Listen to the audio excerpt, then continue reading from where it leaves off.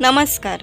आजच्या आपल्या स्टोरीचे नाव आहे ते 7 दिवस. कथा रितू वर्मा.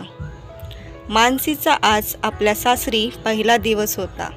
भाऊजाई, नणंद, काकी सर्वजणी मस्करी करून हसत होत्या. अक्षत खोलीत येता सुद्धा काकीने तिचा कान ओढत म्हटले, "अरे लब्बाड, थोडेही थांबवत नाही का तुला? आयुष्यभराची सोबत आहे, थोडा धीर धर." मानसीने बघितले की सर्वजण थट्टा मस्करी करत होते, मात्र अक्षतची आई म्हणजे मानसीची सासू माधुरीच्या चेहऱ्यावर कुठलेच भाव नव्हते. महागडे कपडे आणि दागदागिने घालूनही ती अतिशय सर्वसाधारण दिसत होती. मानसी आणि अक्षतचे लग्न धूमधडाक्यात झाले होते. कुंदनहार आणि मोत्याच्या रंगाच्या घागरात चोळीत मानसी अतिशय सुंदर दिसत होती, तर क्रीम रंगाच्या शेरवानीत अक्षतही देखणा दिसत होता. दुसऱ्या दिवशी दुपारपर्यंत संपूर्ण घर रिकामी झाले. आता घरात फक्त मानसी, अक्षत, अक्षतची मोठी बहीण निधी आणि अक्षतचे वडील विनोद आणि आई माधुरी होते.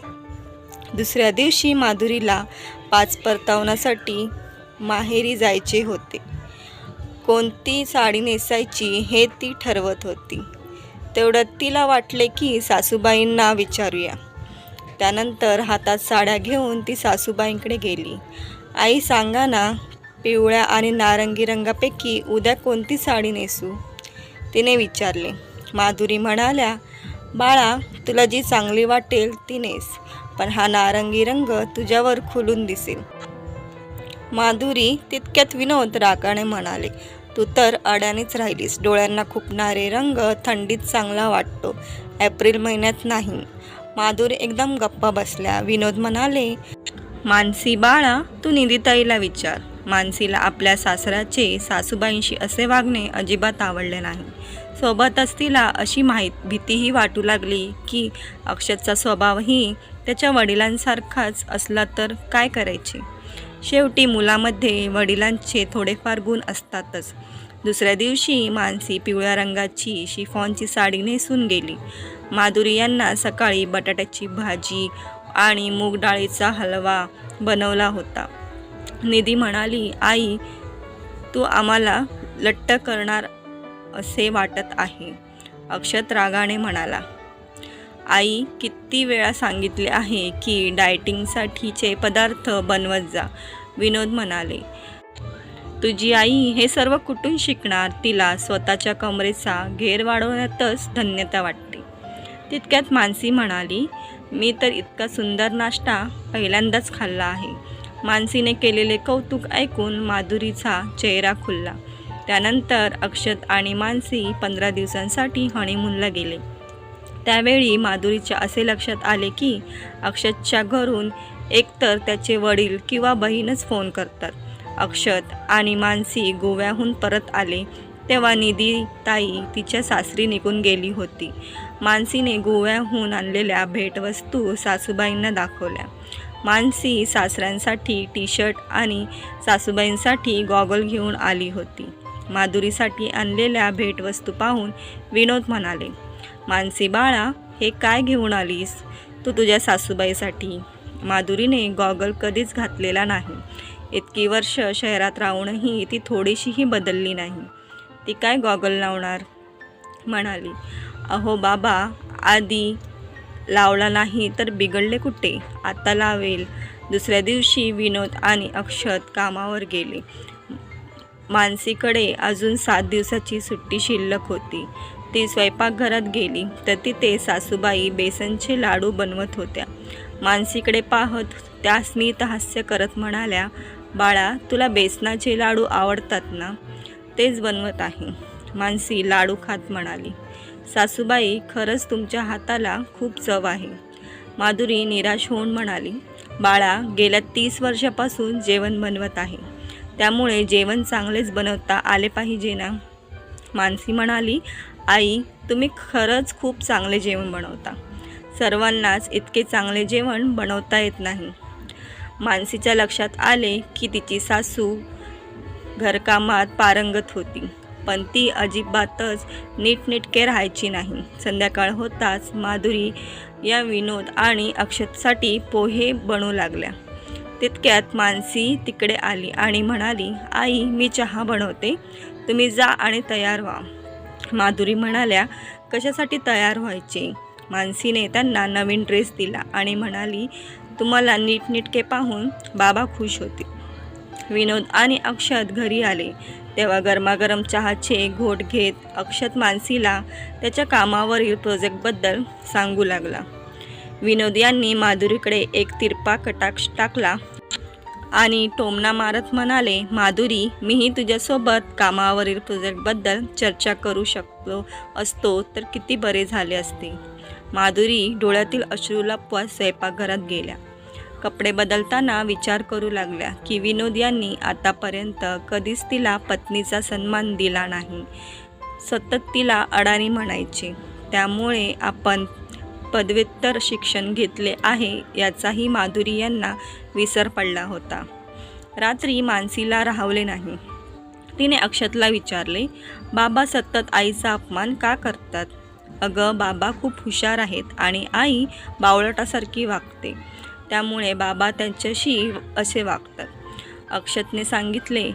नंतर मानसीला मिठीत घेत म्हणाला की प्रत्येकजण माझ्यासारखा नशीबवान नसतो की त्याला तुझ्यासारखी हुशार आणि सुंदर पत्नी मिळेल.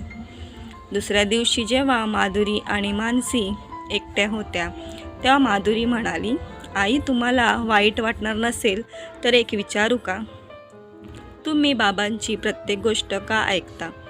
माधुरी म्हणाल्या, बाळा मी तुझ्यासारखी हुशार आणि सुंदर नाही, शिवाय स्वतःच्या पायावर उभी नाही.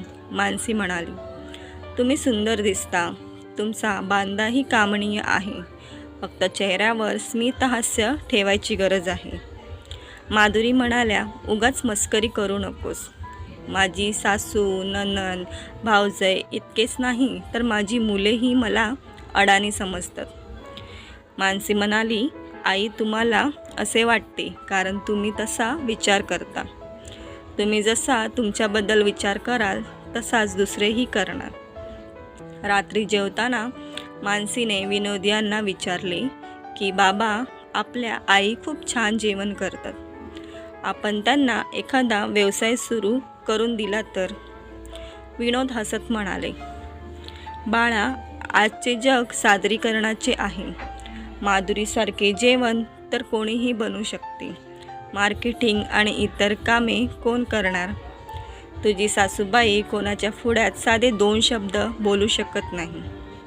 तिने आयुष्यभर काहीच केले नाही, मग आता 51 वर्षाच्या वयात काय करणार? दुसऱ्या दिवशी जेव्हा माधुरी स्वयंपाकघरात काम करत होती तेव्हा मानसीने व्यवसायासंदर्भातील सर्व आराखडा तयार केला. तिने माधुरीचे स्वयंपाकघर नावाचा एक यूट्यूब चॅनल तयार केला. त्यानंतर म्हणाली, आई तुम्ही जे काही बनवाल त्याचा मी व्हिडिओ तयार करेन. हळूहळू सबस्क्रायबर वाढतील आणि त्यातूनच लोकांना तुमच्या हातच्या चवीबद्दल समजेल. शिवाय यातूनच तुम्ही तुमचे स्वतःचे उत्पन्न मिळवू शकाल. माधुरी घाबरून म्हणाली, बाळा मला हे जमणार नाही. मानसीने खूपच आग्रह केल्यामुळे माधुरी तयार झाल्या, मात्र घाबरून त्यांच्या हातून शेवभाजी करपली. माधुरी म्हणाल्या, सांगितले होते ना तुला, मी बावळट आहे, काहीच करू शकत नाही. मानसी मात्र काहीच ऐकून घ्यायला तयार नव्हती. संध्याकाळी म्हणाली, आई सर्वात आधी तुम्ही तयार व्हा, त्यानंतर काहीतरी साधा नाश्ता बनवा. आपण या नाश्त्यापासूनच सुरुवात करू. कसाबसा गव्हाच्या पिठाचा हलवा बनवला. मानसीने त्यांचा व्हिडिओ तयार केला. त्यानंतर तोच व्हिडिओ आपल्या कार्यालयात आणि व्हॉट्सअप ग्रुपवर शेअर केला. संध्याकाळपर्यंत माधुरीच्या व्हिडिओला 200 व्ह्यूज आणि 3-4 कमेंट मिळाले. एकाने लिहिले होते, बायको असावी तर अशी सुंदर, सुशील आणि पाककलेत निपुण. मानसीने सांगितले, बघा आई कितीतरी लोकांना तुम्ही बनवलेला नाश्ता आवडला. दुसऱ्या दिवशी माधुरी स्वतःच पदार्थ बनवण्यासाठी तयार झाल्या. या नवीन व्हिडिओमध्ये त्यांच्या चेहऱ्यावर पहिल्यापेक्षा जास्त आत्मविश्वास दिसत होता.